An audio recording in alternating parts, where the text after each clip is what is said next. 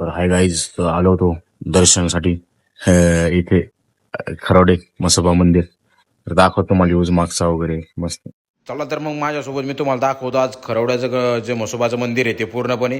तर हे जो आहे बाहेरचा व्ह्यू आहे. इथे सगळं म्हणजे टेम्पलच्या बाहेर जे काय पार्किंगचा एरिया आहे किंवा तिथे काय दुकानं वगैरे शॉप्स वगैरे लागलेले आहेत. तर सर्वात मोठं महाराष्ट्राचं आता दुःख म्हणजे दादा आमचे आज आपल्यामध्ये नाही आहे. तर दादाचा सुद्धा बॅनर तिथे लागला होता. दुःख तर खूप आहे, कारण की दादासारखा कामाचा माणूस आज आपल्यापासून दुरावला आहे. महाराष्ट्राचा एक नेता आपल्यापासून दुरावला. त्याबद्दल दादाला या व्हिडिओच्या माध्यमातून श्रद्धांजली वाहतो आणि परमेश्वर आणि देवाच्या चरणी प्रार्थना करतो की पवार कुटुंबांना सुख शांती दे. आणि दादा जिथं पण असतील तिथे दादांना बस दादाच्या आत्म्याला शांती लाभो हीच म्हसोबा चरणी प्रार्थना करतो. तर मित्रांनो बघू शकता, हे आतमध्ये एंटर केल्यानंतर आपला असा एरिया दिसतोय. आतमध्ये हे आता सध्या बांधकाम चालू आहे म्हसोबाचं मंदिराचं. तर तुम्हाला आतमध्ये गेल्यानंतर दाखवतो. आणि हे जो गाभारा आहे आतमध्ये, तर गाभाऱ्यात पण आपल्याला आतमध्ये फोटो वगैरे व्हिडिओ काढणं वगैरे अलाउड नाही, बट तरी पण लपून छपून मी काढलेत. म्हटलं काय कसं असतं की आपले काही प्रेक्षक असतात, काही आपले सबस्क्रायबर जे असतात त्यांना आपल्याला दाखवायचं आहे. कारण की आपण एक छोटासा आपला प्रयत्न आहे की बाबा आपण जिथे पण जाऊ तिथे आपण डेली थोडंसं ब्लॉगिंग वगैरे करत जाऊ आणि आपलं 75 दिवसात चॅलेंज आहे ते पूर्ण करायचं आहे. तर मित्रांनो बघू शकता, झुंबर वगैरे लावले आहेत मस्तपैकी. ज्यावेळेस मी मागच्या वेळेस आलो त्यावेळेस इथं काय बांधकाम चालू होतं.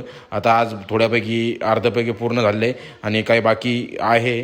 तर ते पण लवकरच पूर्ण होईल. तर मित्रांनो हा जो गाभाऱ्याच्या भागचा मागचा परिसर हा आपला असा एकदम स्वच्छ आणि निर्मळ निसर्गमय वातावरण आहे.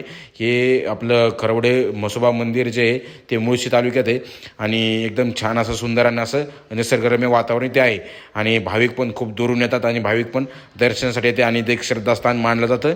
तर मित्रांनो खरं म्हटलं ना, हे बघू शकतो आपण व्हिडिओ काढतो लगेच त्यांना कळालं ते लगेच आपल्या जवळ आली. हे पण प्रेम आहे. आणि कसं असतं ना, मुख्य जनावराला सुद्धा समजतं पण माणसांना समजत नाही. ते आता तुम्ही राजकारणावरून समजून घेऊ शकता. तर हे बघू शकता, बाकी वातावरण बघू शकता किती मस्त सकाळचा सूर्यप्रकाश हे झालेला आहे. तर मग काय मी थोडंसं पुढे गेलो, म्हटलं थोडा घेऊ आपण छोटासा आपल्या ब्लॉगमध्ये. तर मग काय शॉपमध्ये गेलो, शॉपमध्ये गेल्यानंतर थोडे वेपर्स वगैरे घेतले. मग नंतर म्हटलं आपण थोडासा एक हे घेऊ, सीन घेऊ इथला. तर मग काय थोडासा घेतला की एकदम छोटा सीन. मग नंतर आतमध्ये आल्यानंतर तिथून थोडेफार लपून छपून मारले 2-3 व्हिडिओ.